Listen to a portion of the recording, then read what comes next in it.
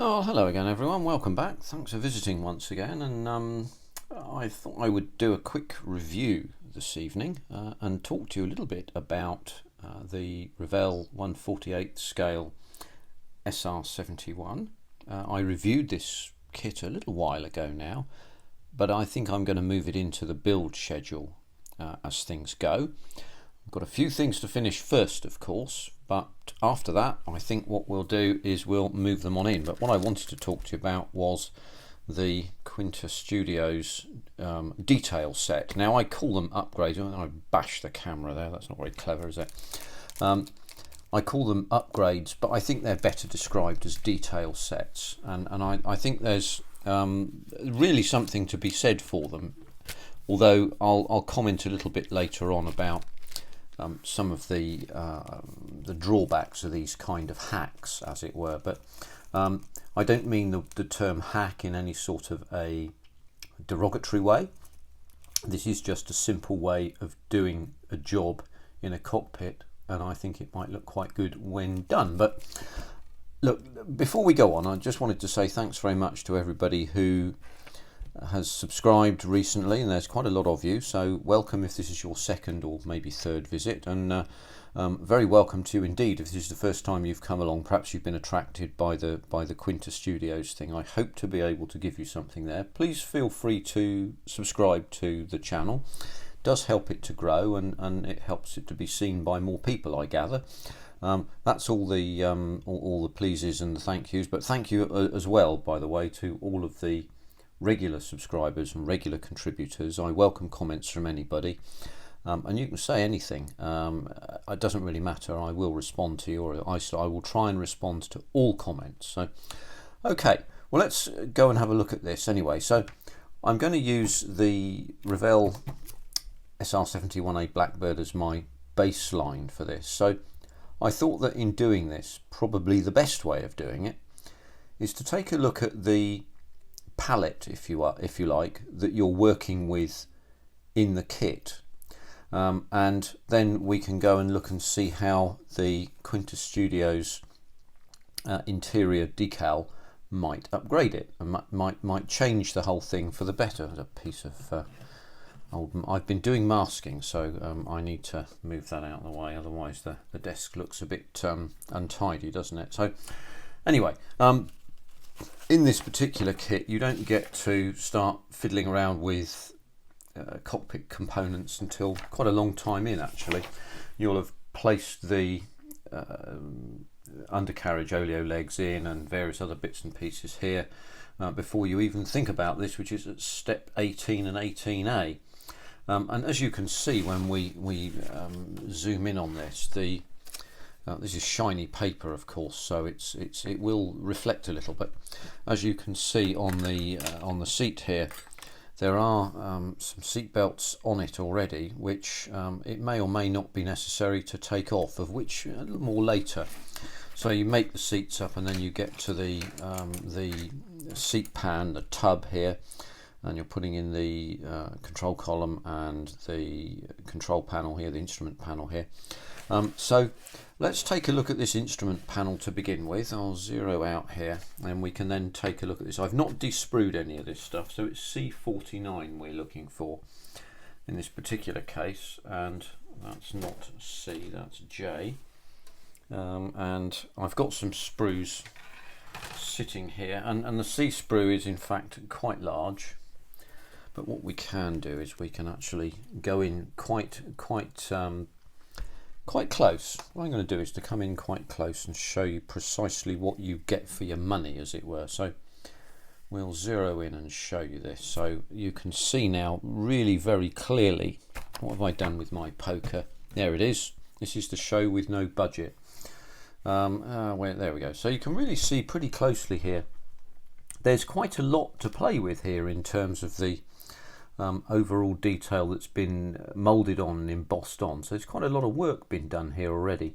There are some missing areas, for example here, which they have dials on them, but you'd have a real job on your hands to paint those in. Let's see if we can perhaps get in a little bit more. There we go.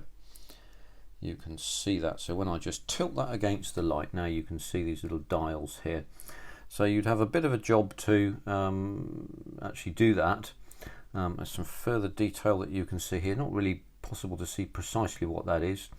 There are two artificial horizons on this aircraft here and here, and there are some other components here. This particular screen here was a rolling map. It was a map on paper that rolled through when the pilot was flying the aircraft and was he was navigated, and there was a reconnaissance systems operator, or RSO, behind him, but he had this map to help him to steer the way. But this is what you're looking at to begin with, and what we'll do is we'll just have a quick look at the cockpit tub as well. So let's see if we can get that underneath here, and again you can see lots of knobs and levers. You can see the throttles are pretty well made out, really, to be honest with you, and this is 1/48 scale, so it's quite close.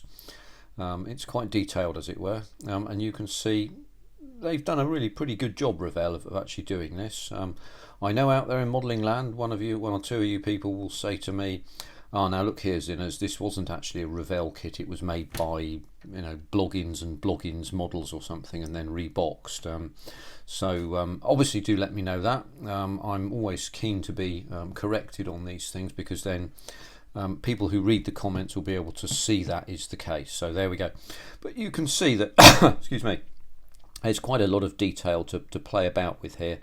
You've got your pair of throttles, and if you want to engage afterburners, the throttles go fully forward and then they click forward another bit of a click, and that engages the afterburners. It's the same with the Lightning throttles that you get on the English Electric Lightning.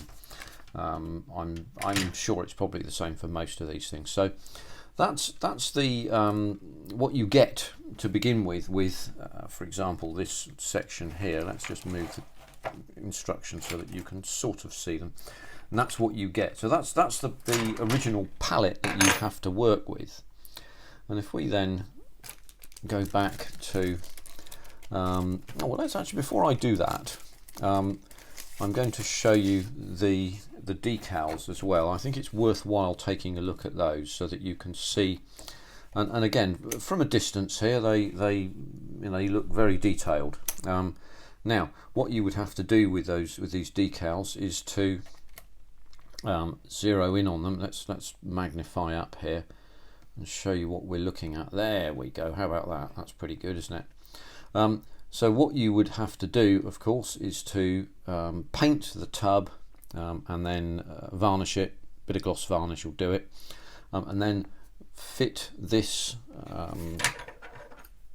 this decal on with a goodly amount of mark fit or something like that to get it to go in and get it to sink down onto those contours that you have in the piece, in the instrument panel. So it's a bit of an undertaking. Sometimes it doesn't always go as well as you want, but you'd like this to look pretty good, because people will look in here, and it's actually a nice idea to be able to do that, but it saves you a bit of a job anyway of actually painting up all these things. But as you can see, you've got something for the rear cockpit for the RSO, then you've got these side panels here, as you can see, quite a lot of those, so you can see that there's a little bit of work to do with this. Now, that's the decal. They're not, I mean, they're quite old decals, I would think, but they're not photographic in that sense. I've seen better decals in more modern kits. For example, in the 1/32 scale Qatari Spitfire, you'll see a very high quality set of cockpit decals, the detailing decals for the instrument panel and so on. It looks very, very good indeed.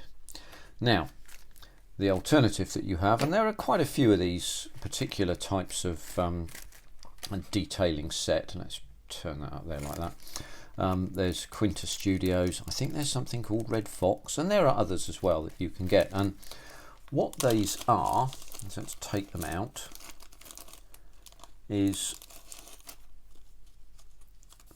essentially, we'll look at very closely at them in a minute, but you get a set of tiny little water slide decals which sit on backing paper, and you can put them in some water and take them out and then dry them off, and then you can glue them down onto the surface.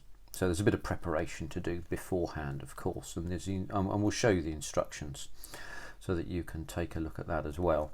And they go down pretty minute in terms of their detail. As you can see, there's quite a lot of different bits and pieces in amongst this, but we'll go in and have a little look at that to begin in a minute.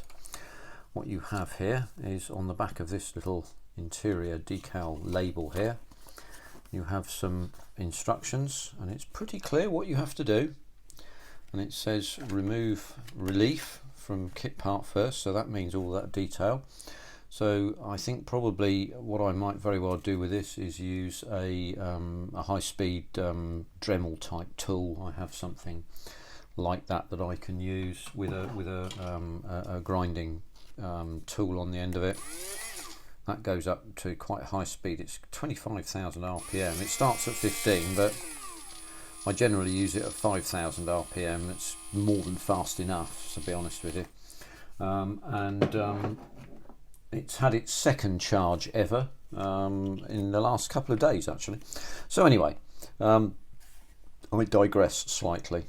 So you've got full instructions in terms of the part numbers and so on, so that you can get this sorted out. So my recommendation, and what I will probably do here, would be to get these parts off the sprue, smooth them off, clean them up, paint them properly, and then varnish them with some gloss varnish, and then we can then start to think about putting these decals down onto the cockpit itself, onto the cockpit components. So it's pretty straightforward, and as you can see, you can do all of these sections. So there's a fair amount of grinding work to do to get off that detail. But once done, then it'll probably look, I would suspect, very, very much better. Then also we've got the seatbelt detail. Now, to be honest, it's not clear to me immediately whether one removes the existing seat detail or not. I rather suspect that one probably does, and then puts the belt on top of the blank that you leave, because there's a seat back, which is this section here, which is part number L, I think. So you've got C and E, I think, and then K, which is the seat back, and then you've also got a seat cushion as well, so that you can glue all that down. So you can get this looking really pretty special, quite honestly. So it's very, very detailed.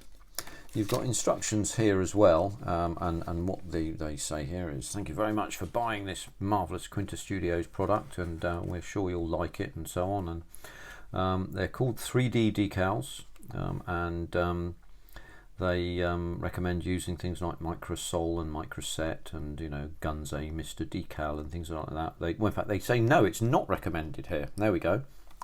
Shows what I know, doesn't it?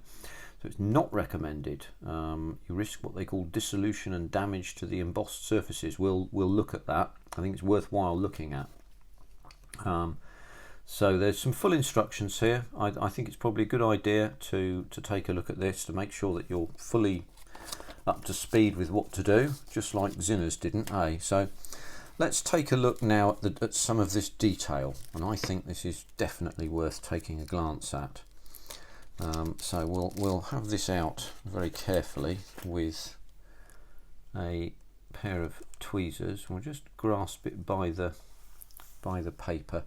And what we'll do is we'll go under the magnifier so we can have a jolly good look at this up close, because I think you'll be quite interested in this. So let's zero this right in. So the first thing that really stands out is what you have is glass panels there. Look at that. So anybody who looks in the top there of this, can we get this to go a bit better, I wonder? It's slightly out of focus, isn't it? Let's see if we can. I'll start again with that and then just come in a little bit. There we go. I think that's probably about as good as it's going to get. So we have the, there we go. We have the, I think you'll find that's the rear, no, that's the front seat passenger, or front seat pilot's control panel, the instrument panel here. These are the RSO's panels here and here, I believe. These are the RSO's panels. These will be the front seat panels that sit on that side there into that section there. Some odd other bits and bobs there. You've even got a little screen to go into here, look. So that's your rolling map screen there, which you'll put in, so that'll be separate. But what you have actually got here is something that is properly 3D, and this video, oh yeah, there you go, look, you can actually see that there. You can see that these components poke out, and you can feel them. They're like braille under your fingers. So it's really interesting to see this, and it'd be quite exciting to actually get to work with these and see how they fit in. And I think they've proved to be really very popular. So there's another one here. So we'll just put that one down there for a minute. I'll keep the magnifier under the screen here, so we can take a look at these other components here. So that what we're going to look at now is the side panels, you know, the pilot and RSO's side panels that we can take a glance at here. So we'll just turn that over like that and drop it, so that makes it's disappeared.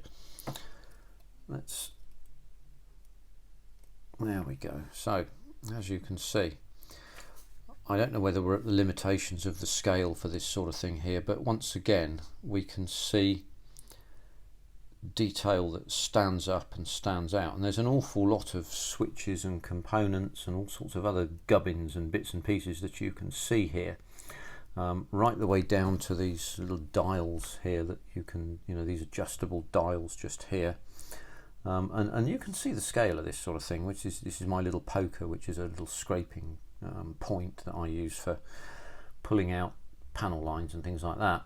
Amongst other things, I use a saw as well, a little razor saw too. But you can see how enormously detailed this is, and it will, as I point out, or perhaps amplify a little bit later on, simplify the job somewhat. So that's the second bag of goodies to look at there, and so we'll just pull out the third one very carefully here. And what we have here is all the safety equipment and the seat belt stuff. So we've got the seat cushions here that you can see A, and then B we've got this seat back here. Then we've got the seat belts there, which again are very detailed. You know, there'll be scale width and all the rest of it. Not sure what this is. I suspect that's some sort of parachute attachment, maybe, or something. You've got the pull handles here. You've got the high G and low G pull handle. So the low G pull handle always goes over the head of the pilot and navigator. The high G pull handle goes down between the pilot's legs, just at the front side of the seat, and that high G panel pull handle only moves a couple of inches or so. It's all that's required to activate the ejection seat. So as you can see, there's cushions and various bits and pieces, and again you've got 3D detail on this, and you'll be able to feel that under your finger when you come to look at these, again, ever so detailed. You could achieve some detail with a brush, no question about that, but it would take a lot of work and a lot of time, and let's zero out there, and there we go, back into normal size again. But you'd have a good finish, but this is a modification. Is very definitely what I would describe as an enhancement. There's no question about the fact that that's an enhancement to really any cockpit that you'd care to use, and there's quite a large range of these as well, which I find to be quite interesting. So some of you will know that I have an F-16 Viper, not a Windscreen Viper, just an ordinary Viper, and I bought one of these some while ago, which I may have talked about on the review I did, but I'll bring this out now and show you just a quick look at a 132 scale variant, and you'll see that it's again just as detailed, but to some extent more so actually. So we'll take a look at that. The Viper control panel is more screens than it is dials and knobs and whistles in that sense, so you kind of get less for your money in that way, but nevertheless it's still worth having, I think.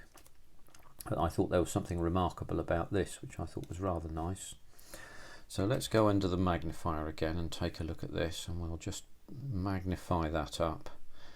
And as you can see, once again we have a huge amount of detail, and you can see the standing proud of these knobs here and whistles and levers and such like. And I mean, the dials here even have the little markings on them that you can see. So these are analog dials. These are screens here. There's a radar screen there, and the radar screen even has a little bit of detail in it as well. You can actually see that there. Look at that. So anybody looking into a very, very open cockpit like an F-16 is immediately, I think, going to be impressed by the level of detail there, and so it gives a fairly low cost, and these things are around £25 to buy, I suppose, something like that. At low cost, you can get some very, very good additional detail into your model kit, if you're minded to do so, and many of you are, I know. And so I thought, well, I'll give this a try, and I'm going to be building the SR71 at some stage, and I thought, well, I might as well do a quick sally forth on this, so that people can have a quick look at it and see what they think. And we'll put that back down there, move the magnifier away again, and give ourselves a bit of extra light there. Look. And I thought, as I say, I thought I'd have a quick look at this and show you the detail so that you can see what that looks like. And it really does look extremely good. Now, the only thing I suppose really to think about on these is that that does go in there. It looked a bit too small for a minute, didn't it? The only thing about these is that I wonder about the level of skill involved in doing this, because you've got almost really a ready-made cockpit in some sense. And I thought, well, yeah, I like to be able to do the detailing with a brush and with my own skills, and it brings my own skills, such as they are, to the fore. I like to do detailing, as those of you who watch my output perhaps a little more regularly will know. I wonder at whether this is a good idea for in the long term. But having said that, I think it's actually, on the other hand, now and again well worthwhile having a little dig into, and I look forward to seeing what the results will be, particularly on this SR71, which, as I said, is 1/48 scale. And I'm looking forward to having a crack at this, to be honest with you. So the SR71 will be on the schedule. You will get to see that, and that will present some little challenges in relation to paint finishing as well, because, as you'll know, it's a fairly large model. It's on a very large scale. This is half the aircraft in terms of, that's the spine panel that goes into the central part of the front part of the body here. It's a big aircraft, and painting a big aircraft black like this is going to take some skill. I don't know whether I have that skill, and it will soon, at some stage during the course of this year, become apparent whether I do or not. So when I do make this, you're very welcome to come along and have a look and laugh along with me at my efforts. And so I'll say thank you very much. A little review of Quinta Studios there, the interior 3D decals. They'll certainly add detail, make no mistake about that. I wonder, as I said, at the skill that perhaps this precludes from building building cockpits and so on. But having said that, I think it's worthwhile for every now and again to have something that looks really a bit special inside, and we'll see. I'll report back on whether I feel satisfied at having done it this way in the future. So once again, thanks very much for popping along and visiting my little corner of modelling land. I hope that you were intrigued by the product I showed you today. As I said, I went out and bought that myself. I think that it's worthwhile doing that now and again for an experiment. There are other versions that you can use, but I chose Quinta this time. So thanks very much indeed for your time. I hope you'll come along again, and thank you indeed for spending your time today. Take care for now. Bye bye.